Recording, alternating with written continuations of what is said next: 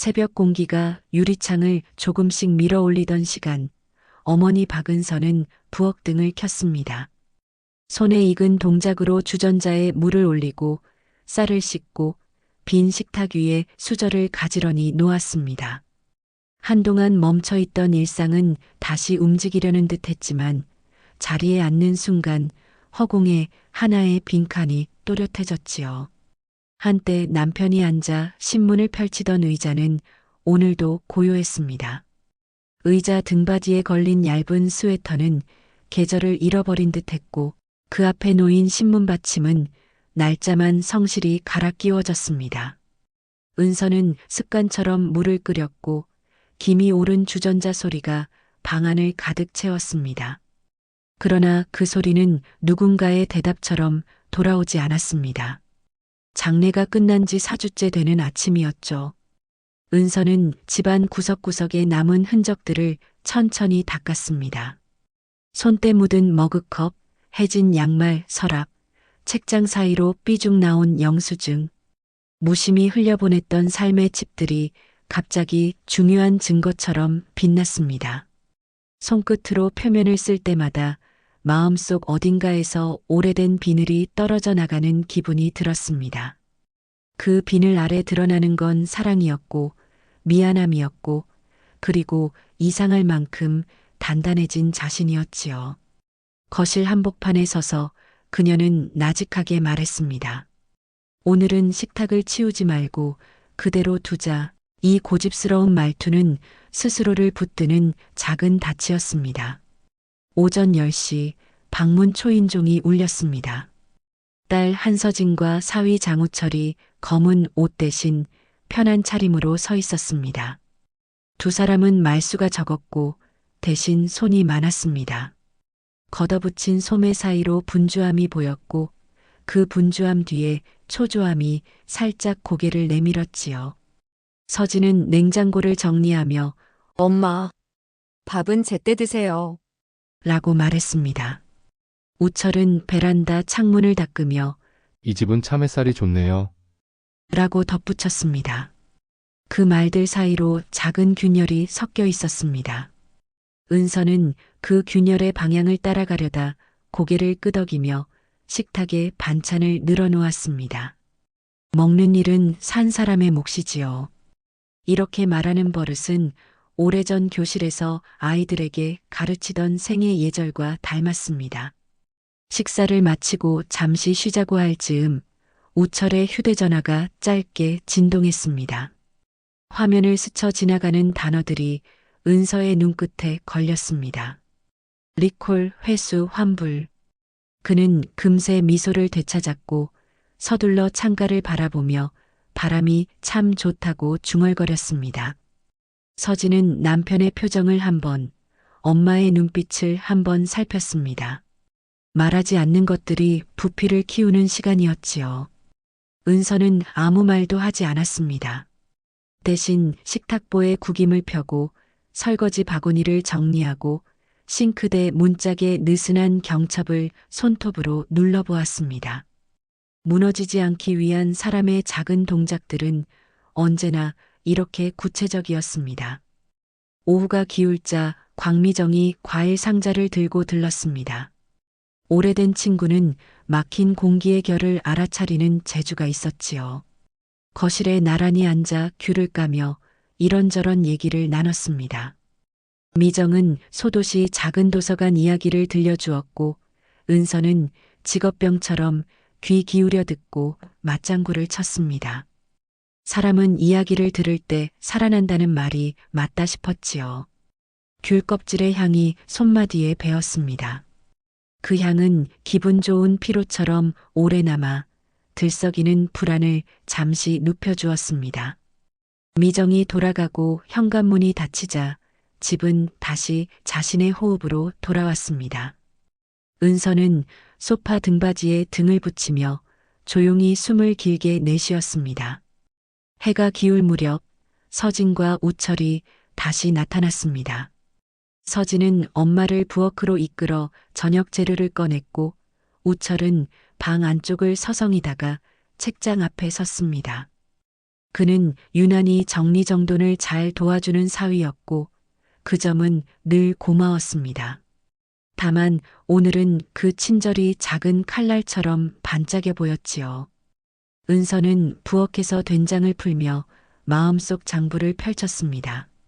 지출과 수입, 남은 연금의 액수, 생활비 자동이체 날짜, 숫자들 사이로 남편의 빈자리와 딸의 표정과 사위의 침묵이 교차했습니다.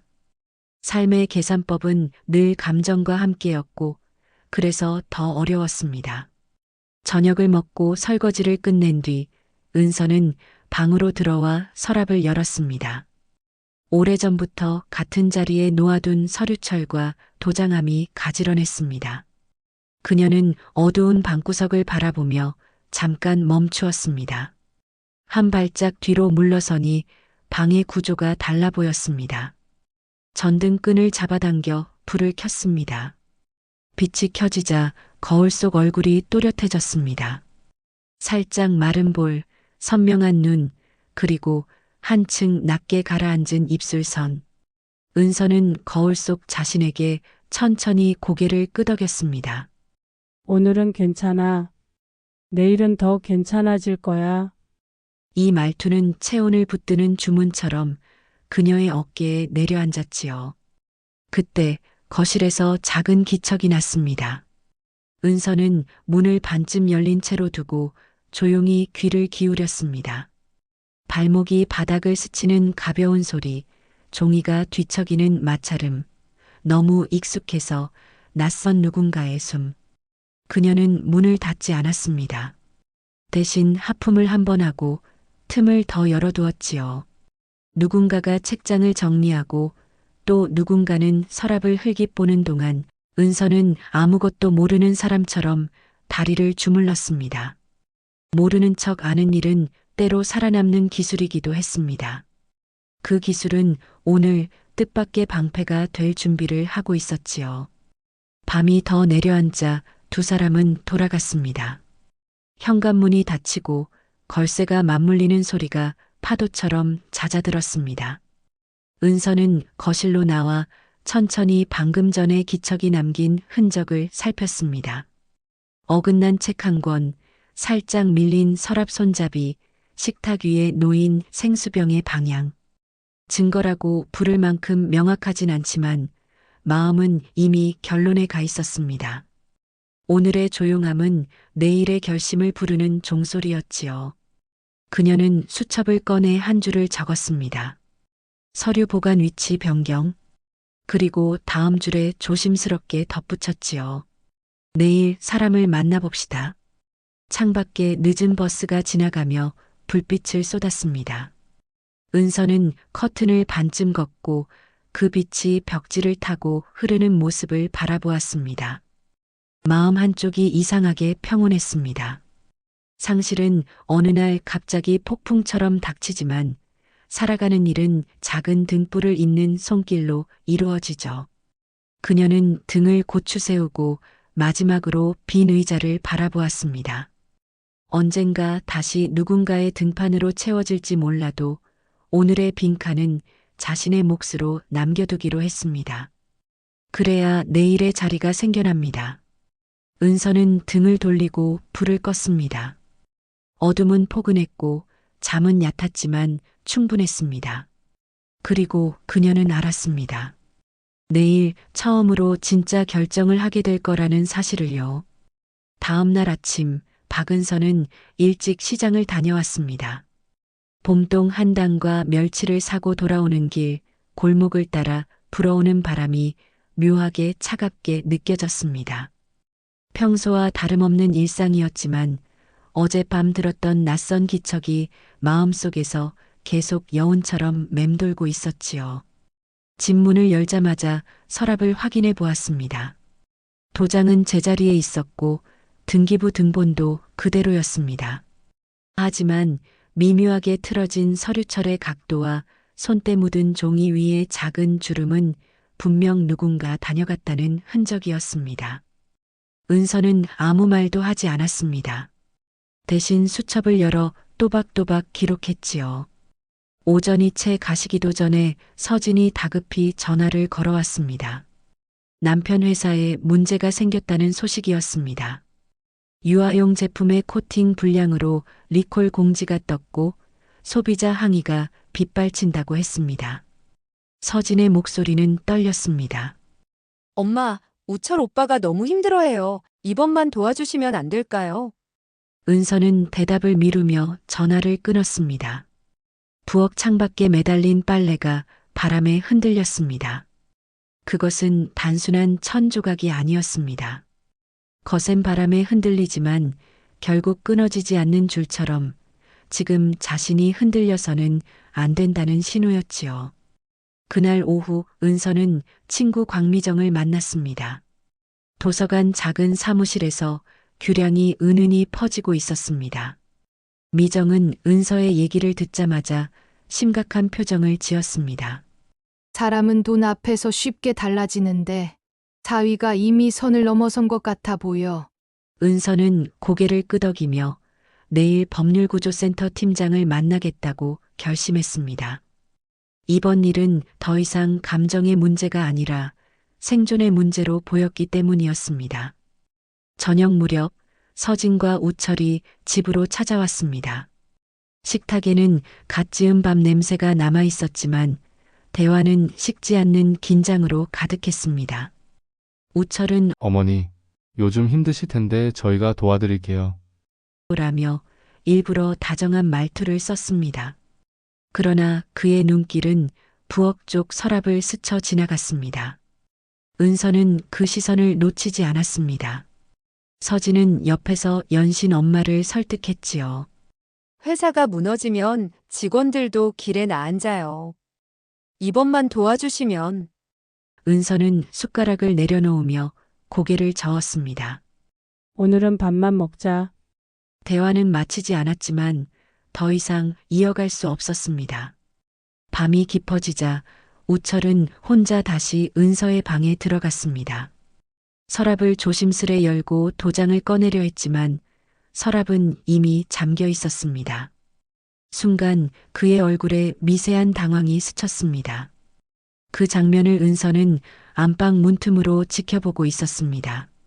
그러나 문을 열어 다그치지 않았습니다. 대신 조용히 등을 돌려 주방으로 향하며 깊은 숨을 내쉬었습니다. 모든 것을 알아차리되 아직 드러내지 않는 편이 더 유리하다는 것을 은서는 본능적으로 알고 있었지요. 다음 날 은서는 센터를 찾아가 자산 신탁과 공증 절차를 빠르게 진행했습니다. 생활비 자동이체와 주택 신탁 등기, 도장 위임 보관까지 일사천리로 처리되었지요. 은서는 서류에 도장을 찍으며 속으로 다짐했습니다.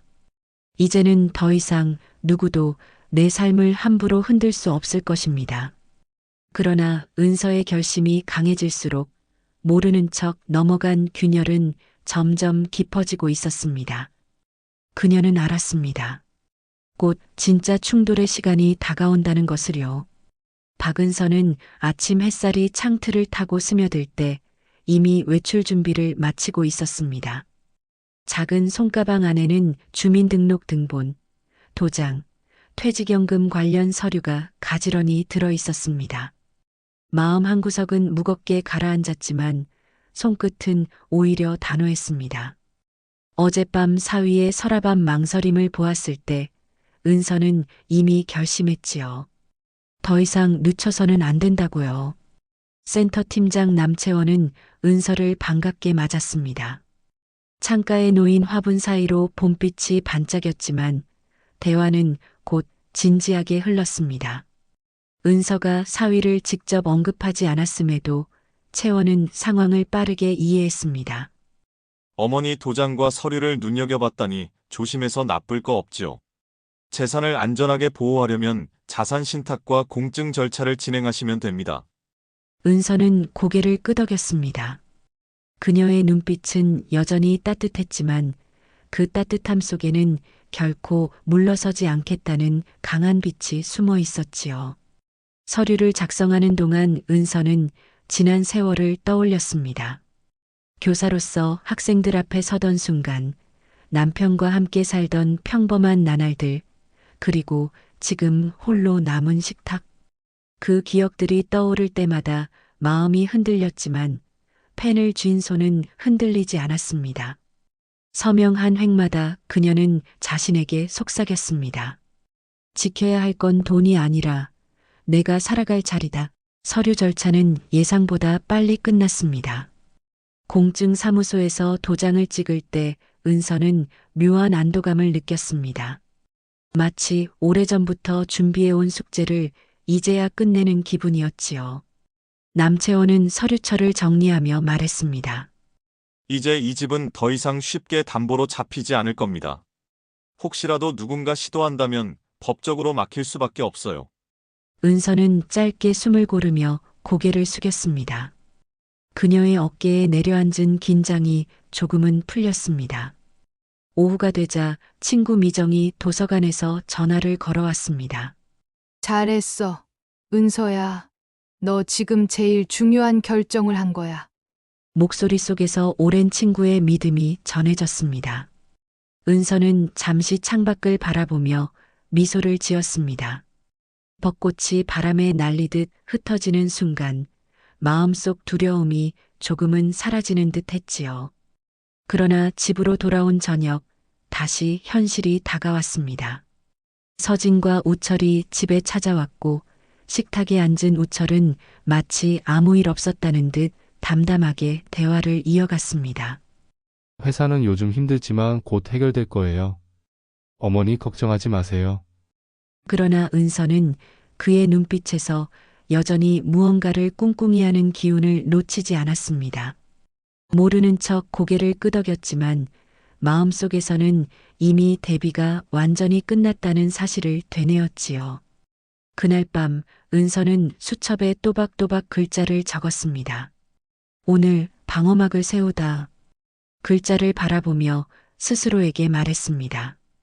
이제 두려워할 이유가 없습니다. 내일 무슨 일이 오더라도 나는 당황하지 않을 것이다. 봄비가 잔잔히 내리던 날 오후 박은서는 따뜻한 차를 끓이며 창가에 서 있었습니다. 창문 위로 흐르는 빗줄기가 길게 늘어지며 방 안을 더욱 고요하게 만들었지요. 그러나 그 평온은 오래가지 않았습니다. 전화벨이 울렸고 딸 서진의 다급한 목소리가 들려왔습니다. 엄마, 혹시 요즘 은행에서 연락 온 거 없으세요?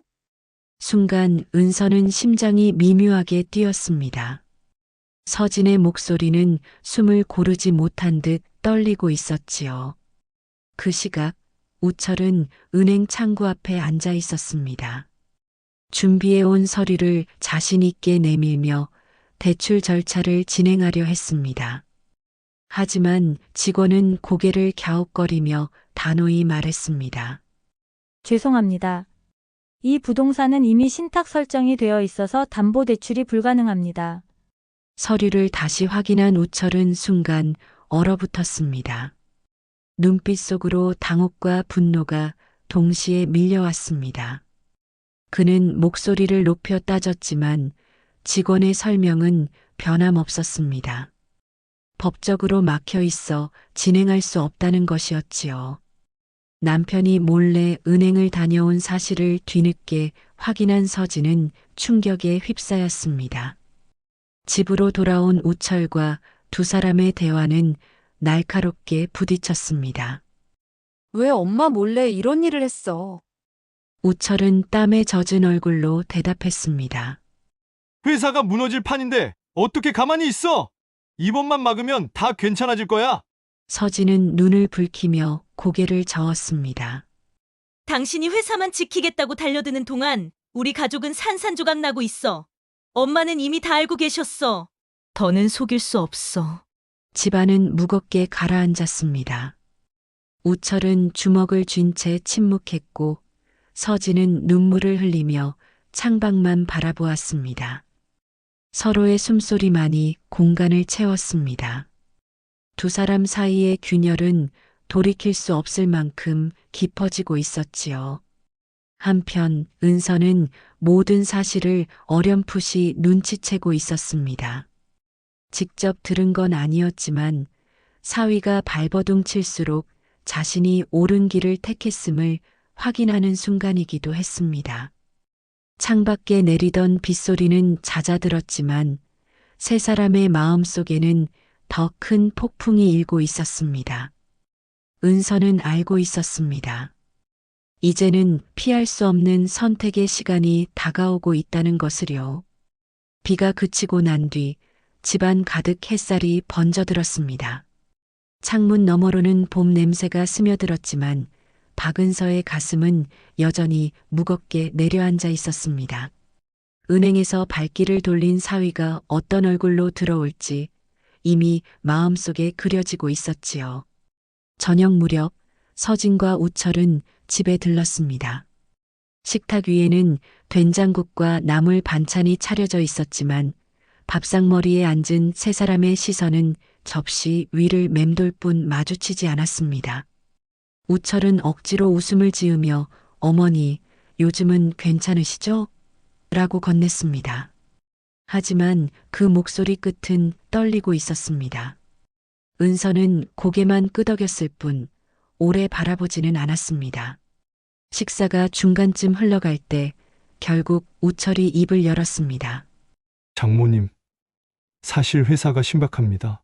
직원들 월급도 밀리고 거래처에서는 독촉이 이어집니다. 이번에만 조금 도와주시면 정말 곧 회복시킬 수 있습니다. 그의 음성에는 애원과 분노가 동시에 섞여 있었습니다.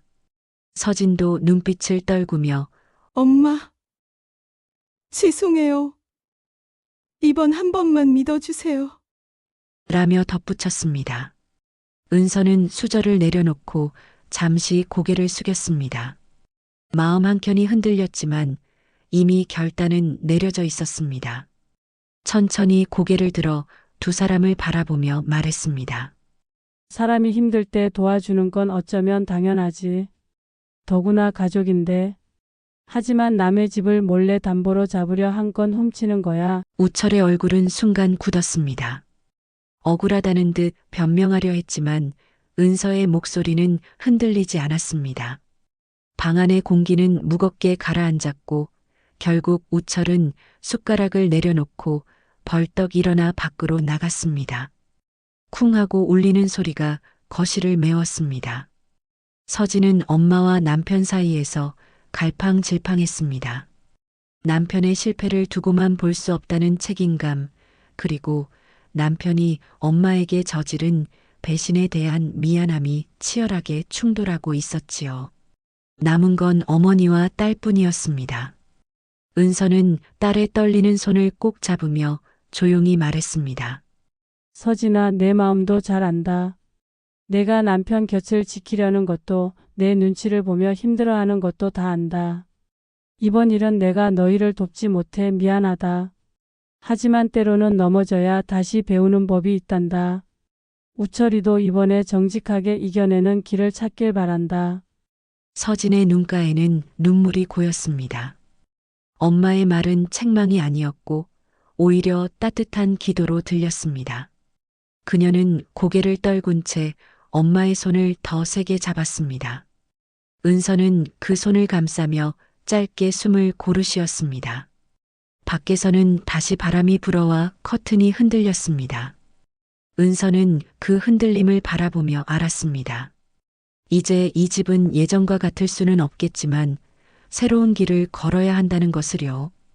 그날 밤 방 안에 틀어박힌 우철은 불 꺼진 천장을 멍하니 바라보고 있었습니다. 낮 동안 은행에서 당한 굴욕과 장모의 단호한 말이 머릿속에서 떠나질 않았습니다. 자신이 몰래 준비한 서류가 무용지물이 되었던 순간 그는 비로소 깨달았습니다. 이미 장모님은 자신보다 두 발짝 앞서 있었다는 것을요. 억울함과 분노가 치밀었지만 무엇보다 치명적인 것은 더 이상 숨길 수 없는 무력감이었습니다. 다음 날 회사 앞에는 거래처 대표들이 몰려와 고성을 질렀습니다. 환불과 손해배상을 요구하는 목소리는 날이 갈수록 거칠어졌습니다. 직원 몇몇은 사무실에 나타나지 않았고 남은 직원들조차 서로를 원망하며 책상을 정리하기 시작했습니다. 우철은 컴퓨터 앞에 앉아 고개를 감싸쥐었습니다. 무너지는 것은 회사만이 아니었습니다. 함께 쌓아온 자신의 명예와 자존심도 부서지고 있었지요. 서진은 그 광경을 지켜보며 마음이 찢어졌습니다. 남편을 돕고 싶다는 마음은 여전히 있었지만 엄마의 말이 귓가에 남아 있었습니다. 넘어져야 다시 배운다. 정직하게 이겨내는 법. 그 말은 꾸짖음이 아니라 사랑이었기에 서진은 차마 외면할 수 없었습니다. 저녁이 되어 집으로 찾아온 서진은 거실에 앉아 있는 엄마에게 조심스레 고백했습니다. 엄마, 나 아직도 남편을 포기할 수가 없어요. 하지만 엄마 말씀처럼 더는 잘못된 길로 가지 않게 막고 싶어요. 은서는 딸의 손을 잡고 고개를 끄덕였습니다. 그래, 그게 내 자리다. 남편을 지켜주되 잘못된 길로 가면 손목을 잡아 끌어야 한다. 그것이 아내의 책임이자 용기인 거야. 며칠 뒤 우철의 회사는 결국 법정관리 절차에 들어갔습니다. 직원들은 흩어졌고 남은 계약서들은 파쇄기에 쓸려 들어갔습니다. 텅 빈 사무실에 홀로 앉아있던 우철은 비로소 자신이 얼마나 좁은 길만 보며 달려왔는지를 깨닫기 시작했습니다. 하지만 그 깨달음은 쓰디쓴 패배의 대가 위에서만 가능했습니다. 은서는 소파에 앉아 창밖을 바라보았습니다. 봄 햇살이 다시 집안을 가득 채우고 있었습니다. 그녀의 마음은 아직 완전히 가벼워지지 않았지만 분명 한 가지는 알 수 있었습니다. 집은 돈으로 지켜지는 것이 아니라 신뢰와 정직으로 지켜지는 것이라는 사실이었지요. 그녀는 수첩을 펼쳐 짧게 적었습니다. 오늘 무너짐이 새로운 시작을 부른다. 글씨를 바라보며 은서는 미소를 지었습니다. 쓰라린 과정이었지만 결국 살아가는 법은 무너짐을 통과한 뒤에야 비로소 배울 수 있다는 것을 깨달았던 것입니다. 며칠이 흘렀습니다. 우철의 회사가 법정 관리에 들어가면서 집안은 더 깊은 침묵 속에 잠겨 있었습니다. 그러나 그 침묵은 예전처럼 서로를 밀어내는 차가운 벽이 아니었습니다. 마치 무너진 뒤 남은 자리를 채워가려는 조심스러운 숨결 같았지요. 저녁 식탁에 세 사람이 다시 마주 앉았습니다. 그동안 늘 무겁게만 느껴졌던 밥상 위 공기가 이상하게도 그날은 조금은 다르게 흘렀습니다. 우철은 고개를 숙인 채 젓가락을 들고 있었고 서진은 남편을 곁눈질하며 밥을 뜨고 있었습니다. 은서는 된장국을 퍼다 주며 말했습니다. 이 국은 널 아끼던 서진 아빠가 좋아하던 맛이야. 아직 살아계셨다면 뭐라고 하셨을까? 어려울 때일수록 사람답게 견뎌야 한다고. 우리 사회 믿는다고 하셨겠지. 우철은 그 말을 듣고 수저를 내려놓았습니다. 목이 막히듯 잠시 머뭇거리다가 드디어 입을 열었습니다. 장모님, 제가 잘못했습니다. 몰래 집을 담보로 잡으려 했던 것도, 마지막까지 발버둥 치려던 것도 결국 제 욕심이었어요. 이제 와서 죄송하다는 말밖에 드릴 게 없습니다. 그의 목소리는 떨렸지만 적어도 거짓은 없었습니다. 서진은 그 모습을 바라보다가 남편의 손을 살짝 잡았습니다. 그 손은 차갑고 힘이 없었지만 그녀는 놓지 않았습니다. 엄마, 저도 죄송해요. 그때 남편만 붙잡고 엄마 마음을 헤아리지 못했어요. 은서는 두 사람을 번갈아 보며 잠시 침묵했습니다. 그리고는 부드럽게 손을 내밀어 서진의 손 위에 겹쳐 놓았습니다. 괜찮다. 누구나 넘어질 수 있지.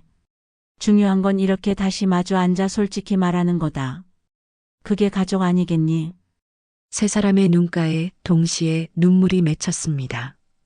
짧은 순간이었지만 그동안 쌓였던 벽이 무너져 내리는 듯 했습니다. 그날 밤 은서는 오랜만에 안방 불을 끄며 마음속으로 중얼거렸습니다. 괜찮아. 이 무너짐이 오히려 우리를 더 단단히 묶어주는구나. 밖에는 봄비가 그치고 달빛이 고요히 내리고 있었습니다. 그 달빛은 세 사람의 마음에도 은은히 스며드는 듯 했지요. 초여름의 햇살이 시장 골목을 환히 비추고 있었습니다. 사람들의 발걸음은 분주했고 구수한 기름 냄새와 과일 향이 뒤섞여 공기를 채우고 있었지요. 그 속에서 낯설지만 결심에 찬 얼굴의 우철이 작은 점포 앞에 서 있었습니다. 간판은 아직 걸리지 않았지만 가게 안에는 새로 들여온 냉장 진열대와 소박한 선반들이 자리를 잡고 있었습니다. 서진은 옆에서 남편을 지켜보며 손에 묻은 먼지를 털어냈습니다. 이제 시작이야. 실패할 수도 있겠지만 적어도 정직하게 부딪혀보는 거야.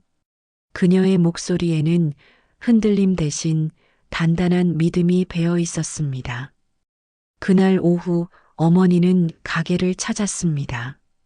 시장 골목을 걸어 들어온 그녀는 잠시 멈춰서서 간판 없는 작은 가게를 바라보았습니다. 예전 같으면 허무하거나 불안했을 수도 있었지만 오늘은 달랐습니다. 가게 안에서 서로를 의지하며 분주히 움직이는 딸과 사위를 보는 순간 마음속 깊이 묘한 안도감이 스며들었기 때문이었지요. 어머니는 가게 문턱을 넘어 들어가며 말했습니다. 참 잘했다. 크고 화려한 게 중요한 게 아니야. 이렇게 작은 자리에서 다시 시작하는 게 진짜 값진 거지. 우철은 고개를 숙이며 말했습니다. 장모님, 이번에는 절대 거짓 없이 제 힘으로 해보겠습니다. 실패해도 그건 제 몫이지요. 어머니는 고개를 끄덕이며 두 사람을 바라보았습니다. 사위의 얼굴에는 아직 걱정이 남아 있었지만 그 눈빛 속에는 예전과는 다른 결기가 깃들어 있었습니다. 서진의 손은 남편의 손을 꽉 잡고 있었고 그 모습은 오래 잊지 못할 장면으로 새겨졌습니다. 가게 문 앞에 서서 세 사람은 잠시 웃음을 나누었습니다. 시장의 소음과 햇살 속에서 그 웃음은 더욱 선명하게 울렸습니다. 그 순간 은서는 알았습니다. 완벽한 평화는 아닐지라도 가족은 이렇게 다시 하나로 묶여가는 것이라고요. 그리고 작은 가게의 첫날, 우철이 떨리는 손으로 셔터를 올렸습니다. 철컥 소리가 시장 골목에 울려 퍼졌고 그 소리는 세 사람 모두의 가슴을 두드렸습니다. 그것은 새로운 시작의 소리였고 가족이 함께 걸어가는 길의 첫걸음이 되었습니다.